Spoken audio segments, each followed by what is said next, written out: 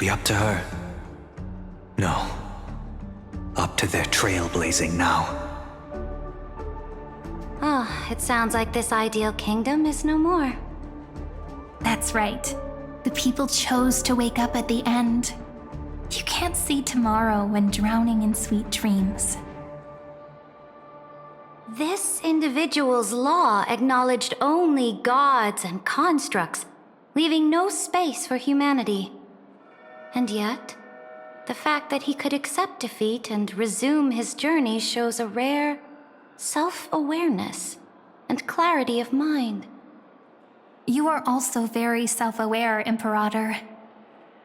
Then you must know that the world promised by the destruction also has no place for humanity.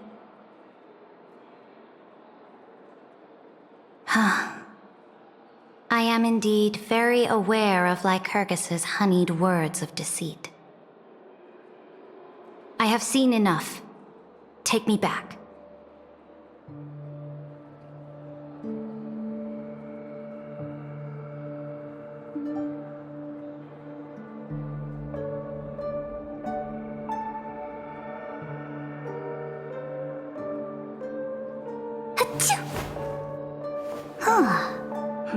Who's spreading gossip about me?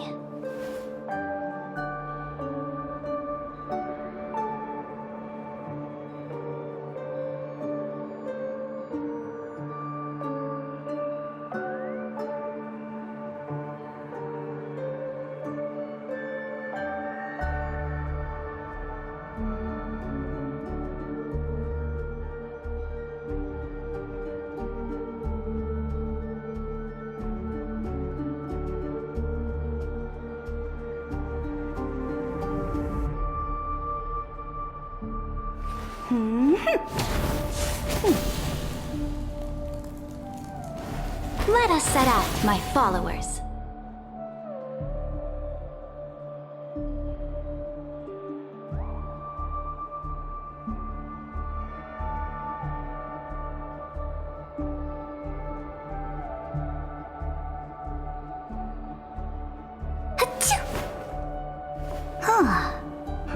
Who's spreading gossip about me?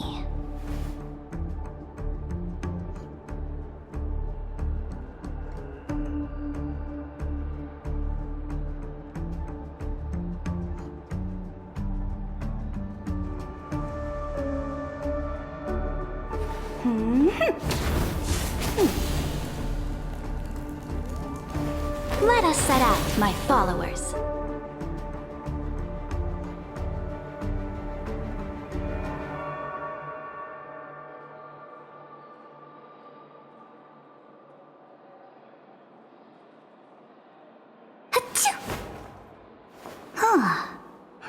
Who's spreading gossip about me?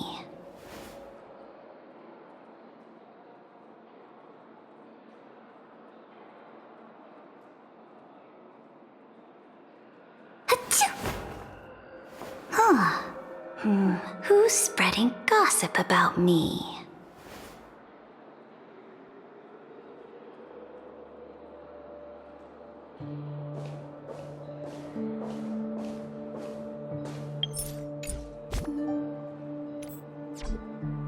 Then let's wrap up this trip down memory lane with one last scene. This absolute wonder. Isn't it pretty?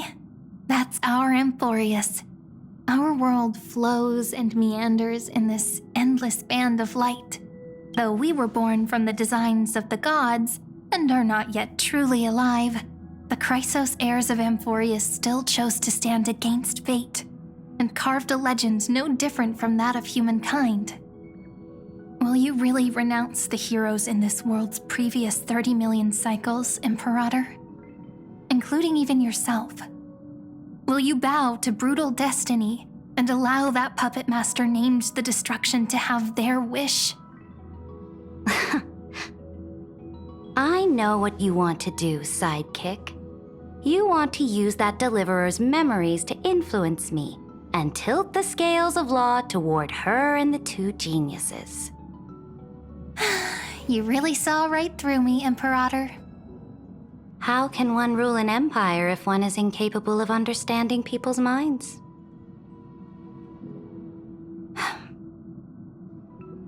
I have decided on Law's final destination. However, before I move my next chess piece, before we go on, tell me this, sidekick. Throughout her trailblaze, was there ever a memory of the ocean?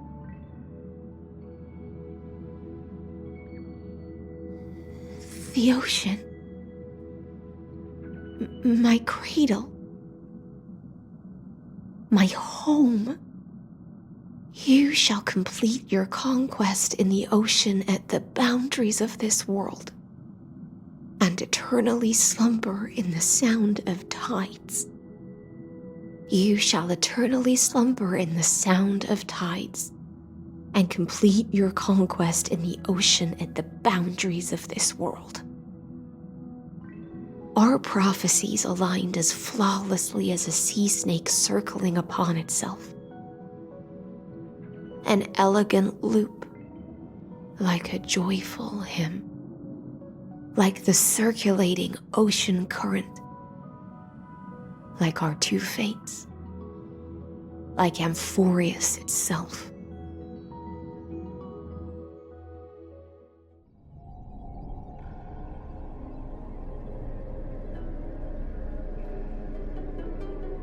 The trial is over. So tell me, who will own the divine authority of law? I won't give it to anyone. What? I am the law. Why should I give my imperial crown to any other? Both the Deliverer and the 𝗕𝗏𝗄ros came from beyond the sky. They have no right to interfere with the lands I conquered with my own two hands. The law of 𝗕𝗰𝗸s shall be determined by 𝗕𝗰𝗸's master. What exactly did you see in the trial? Everything. I saw everything regarding the rules of this world's operation.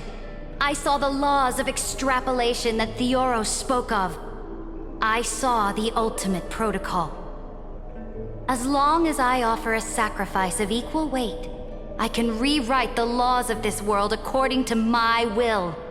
I can turn good into evil, ugliness into beauty, and weakness into strength. Fate gave me a very fair deal. One rule change for the life of one demigod. What are you planning to do? You can't guess. We can conquer the stars without relying on any power from beyond the sky. We just need to make some reasonable sacrifices. Your ambitions have already made so many people give up their lives for the law. And you're still not done? I am determined for 𝗕𝗰𝗸s to stand on her own 2 feet among the stars.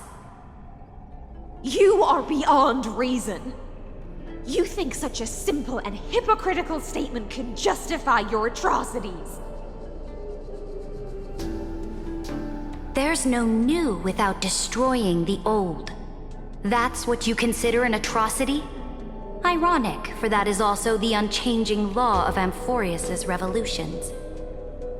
Ever since the flame chase prophecy resounded in the distance, fate has decreed for the 𝗔𝗄𝗄 heirs to ignite our blood and illuminate this dark age. People would still be puppets of the old dynasty if it weren't for my conquests. But your world doesn't seem to be any different from your predecessors. Bloodshed, tyranny, oppression. You're making the same mistakes they did. Go and see everything for yourself. Go to any library I've built. Go listen to the rumors on every street corner. Go and witness how the Imperator crushed the old laws and forged new ones. Go and see what my conquests brought to this world. I cleansed the 𝗔𝗄𝗄 War's filth, and mended all the conflicts left by the 𝗔𝗵𝗵𝗂𝘂. I restored 𝗥𝗶𝗹's might and allowed mortals and 𝗔𝗄𝗄𝗃s to face each other as equals in the council.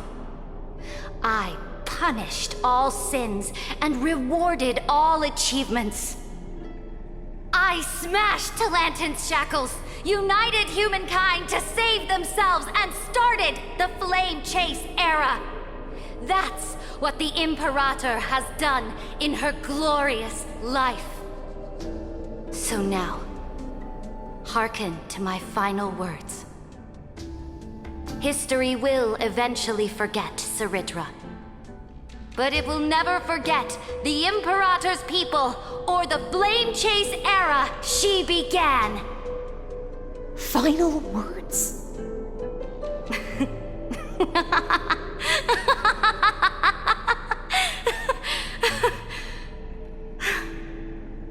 Amphorius is about to be destroyed. There's no time left for pointless debates. There is only one law I want to overturn to aid the final battle of deliverance. So I will only offer the life of one demigod. In the name of the Imperator, I command you one last time, Helektra. Either sacrifice yourself for conquest, or pierce this tyrant's chest with your sword. Thus, the Imperator concluded her final speech. At the end of her life, at the last moment before she stepped onto the altar, she gave her most loyal subject the choice to decide fate, just as she promised her compatriots before her very first campaign.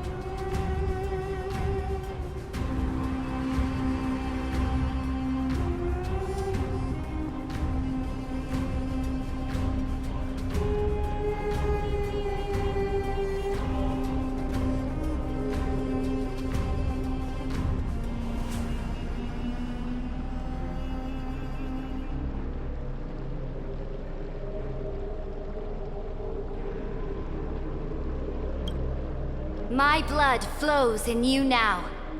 Heroic compatriots, follow me, and we'll seize fate's reins! The Imperator fell. Some say that the 𝗥𝗶𝗶𝗵𝗁 turned traitor and killed her liege. Some say that she imprisoned the tyrant in a shallow pond of water, then left. Which meant the Imperator had to kill herself to rewrite the law. There are countless stories about her death.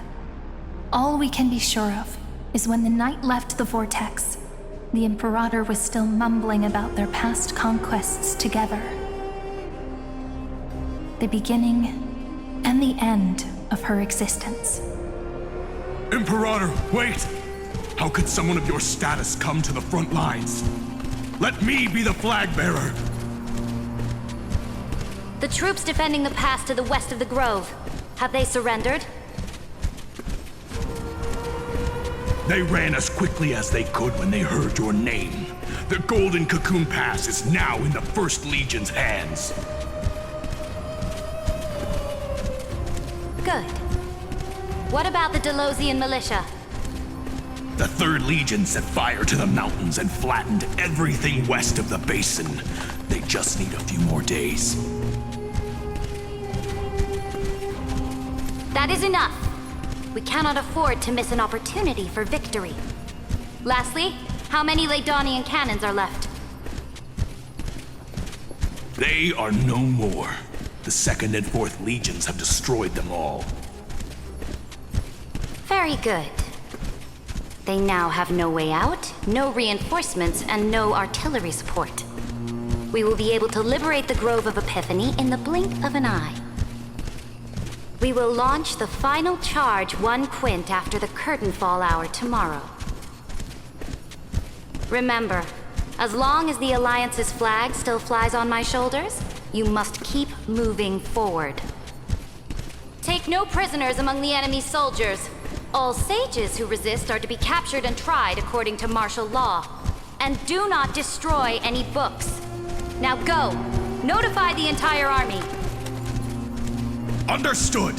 Those who are resolved to die, we salute you. Reporting in. The mountain dwellers are resisting fiercely, and the legendary Mountain Breaker has personally engaged in battle. Their formations are nigh impenetrable. Then cease our frontal assault. Send scouts to all legions and tell them to retreat into the 𝗕𝗃𝗄𝗄 plains before the parting hour. What? Are you planning to surrender? It's a strategic change of plans. The seismic walking dragon is enough for that battlefield. Walking dragon? You mean that stupid beast, 𝗘𝗃𝗄𝗂? What can they even do? Stupid? No. They are the wisest of all of Giorio's creations. Only they can perceive the currents of time. Let them deal with their earthly brethren. We will advance and take the lead in defeating what remains of our enemy. I will deliver the most fiery retribution for the humiliation they dealt us, and crown myself with a god-slaying wreath. Understood. I'll see to it. Those who are resolved to die, we salute you. The Temple of the Three Fates sent a letter, Imperator. They refused to surrender and said this letter is their last warning to us. Tell the commanding officers not to launch any attacks unless they receive the Imperator's handwritten approval. Disobedience will be punished by death. Oh, what are you doing? The priests of the Three Fates aren't soldiers, but politicians. Do not mistakenly believe they don't have a plan. These dying pests will wring out every idea from their brains, all for short-sighted gain. They are much shrewder than we are. I am inferior to them in that regard. They also have the prophecy to wield as a weapon, something I am not blessed with. Launching an unplanned attack will only disadvantage us, as all of 𝗵𝗺rius will judge our actions. Which means I will be heading to the battlefield myself, just as I have always done. This time, however, I will go alone. I will conduct secret negotiations to ensure fate is on our side. Understood. The legions will make their preparations. Those who are resolved to die, we salute you. Why are we not allowed to march out with the army, Imperator? This will be a long voyage with no return. Those of you who bear the prophecy cannot come with me. Why are you personally leading this battle if it's doomed to fail? The Flame Chase journey cannot be without a leader. That is correct. The Empire will be without a head when the Imperator falls. But remember, as long as you seize the right opportunities, even a chaotic game will remain winnable. My departure will create a long staircase for you. You will understand what I mean when news of my death reaches your ears. 𝗔𝗺𝗫, is our journey about to be over? Destroy the old laws and forge new ones. My conquest has reached its limits within the borders of 𝗵𝗺rius. Since the prophecy already decreed that the Imperator would never conquer the stars as she wished, I will bow out here and try no more. More 𝗔𝗺𝗫s bearing divine authority will be born, and many more heroes will arise. Will they demand peace or war? Will they resist tyranny or become the next Imperator? I do not care. The children of the future will decide for themselves. Do not mourn for me. Anyone can kill the Imperator, but the only one who can truly destroy her is 𝗔𝗺𝗫. At the end, I faithfully recorded the most important battles in the Imperator's life. Her conquest was about to be completed at this point in the story. However, for some reason, a memory suddenly entered my mind just as I was about to put down my pen. It was a journey on a fantastical train. I had the honor of having a heart-to-heart conversation with the Imperator under the stars, and I asked her this question at the end of that discussion. How do you want history to remember you? As a hero who gave up her life for the Flame Chase? Or as a tyrant? She answered so quickly, as if she had made up her mind long ago. I would rather be forgotten than be defined.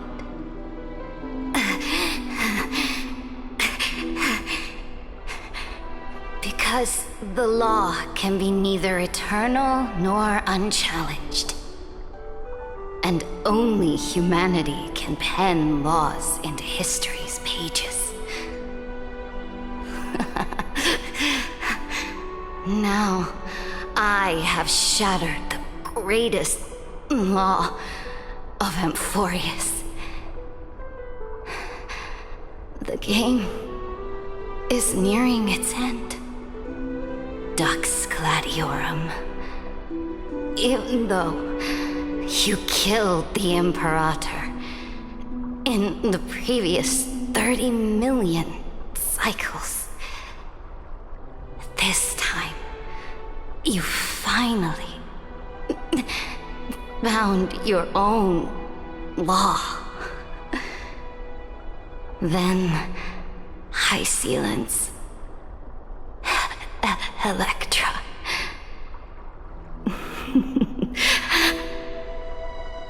I will ask someone to deliver the prophecy's ocean at the boundaries of this world to you.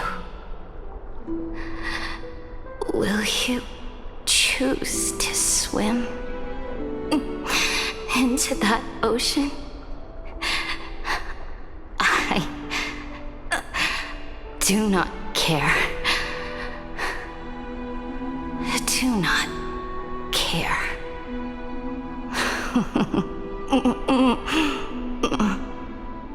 The Imperator muttered about her conquests, and news of her death spread in the city.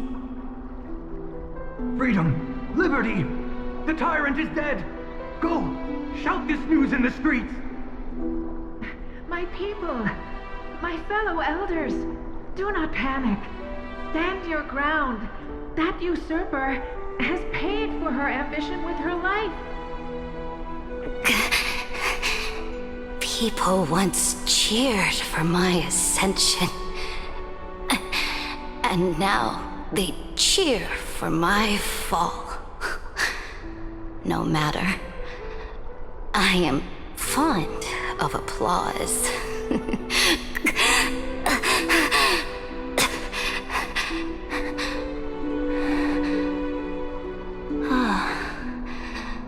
I see the cosmos, the battlefield that I cannot reach.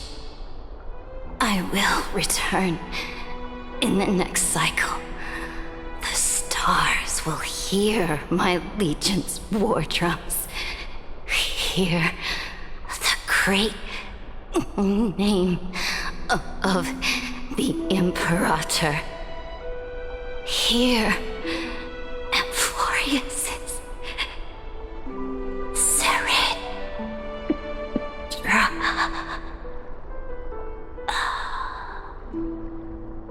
To this day, we do not know which rule the Imperator overwrote at the cost of her life.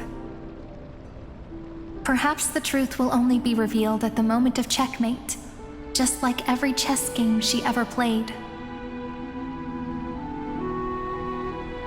We only know her death inflamed 𝗥𝗶𝗵. On one side of the city, those who defended liberty toppled her statues to the ground. On the other side, her supporters put themselves between the masses and her monuments, declaring loudly that the sovereign is still among the people. It is said that golden blood congealed into the same letters everywhere they fought. It was the name borne by 𝗥𝗶𝗵's first and final sovereign, the Imperator 𝗔𝗺. But the one who bore that name did not see any of this. Her gaze was cast far away, and the sound of tides in her ears drowned out the people's cries. What was the Imperator thinking about in that prophesized ocean at the boundaries of this world? In that shallow puddle of stagnant water, was she reminiscing about her past conquests, or repenting for the millions killed for the flame chase? It was neither. The Imperator only saw how the surface of the water gleamed like that crude chessboard, dissected by light and shadow in the afternoon when her teacher played against her for the first time. Look at this chessboard. What do the pieces look like? They are strangely beautiful. They look like the stars in the night sky ablaze.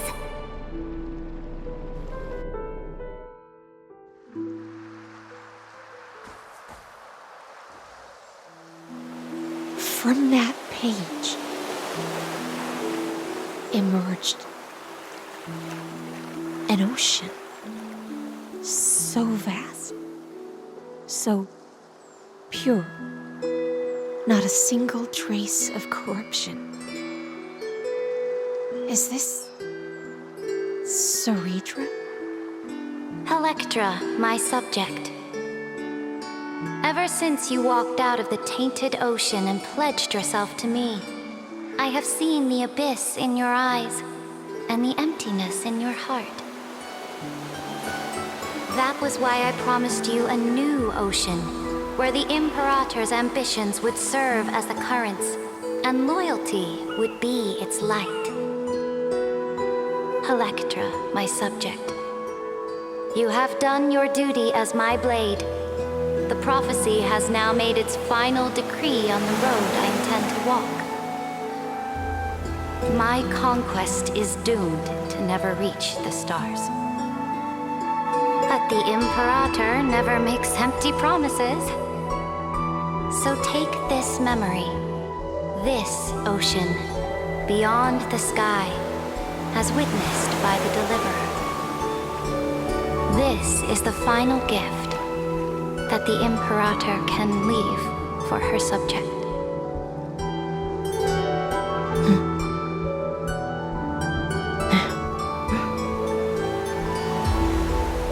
When I was still a fish in the ocean, I always felt so genuine swimming through the waters. But once I stepped onto land, I found myself caught in a play. Every land dweller wore a mask in their life. So I, too, donned a costume and tried to find my role in this show. I became your blade in war and the violin strings at banquets. Do you still not get it? I do not long for the oceanic depths of my homeland, nor do I crave the swelling seas beyond the sky. Perhaps even I don't know what I want. I still don't know where I should swim to even at the end. But I know one thing right now. A fish is simply a fish. And she can never leave the ocean she's in. But whether under the ocean or on land, we two prisoners who can never escape this cave can still look outside the cave and see the stars. I have to admit, the 12-factor simulation of life in this experiment has far exceeded my expectations. Make your choice then, Senior Society member. Do you want to keep walking down the wrong path and be remembered for your incorrect conclusions? Or do you want to return to the audience's seat and give yourself, Amphoreus, and the entire cosmos a more fitting end? I must refuse. A dead man never fears death. Did I not make myself clear? Have you forgotten about our dear Lord of Silence? You wouldn't want her to consider your 8 other clones as cancers within the erudition and chop them all up, would you?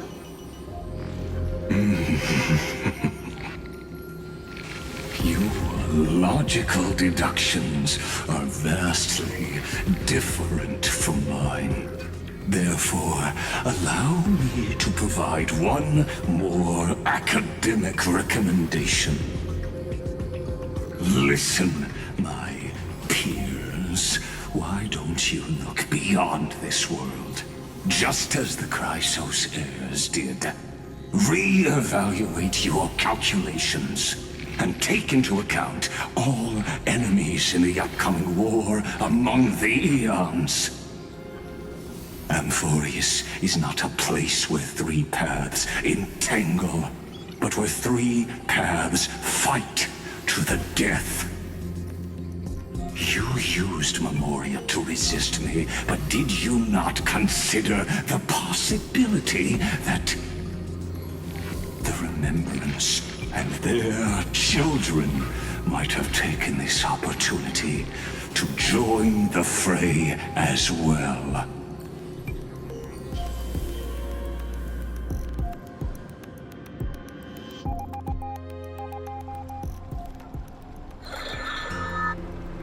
Oh, so this isn't just silence. It's the answer. What was the last thing she said to you before you parted the waters at the Scale Gorge waterscape? A tricky question, but one with a simple answer. She didn't say anything back then, right?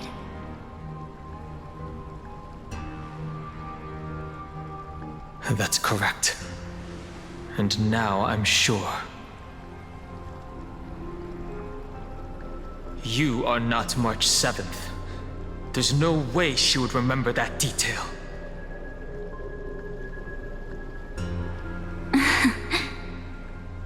I'll only warn you once. Leave her body. Now. How impulsive. That's not like you at all. Why don't you calm down and think about another possibility? I didn't take over March 7th's body. Rather, it's March 7th who regained my memories.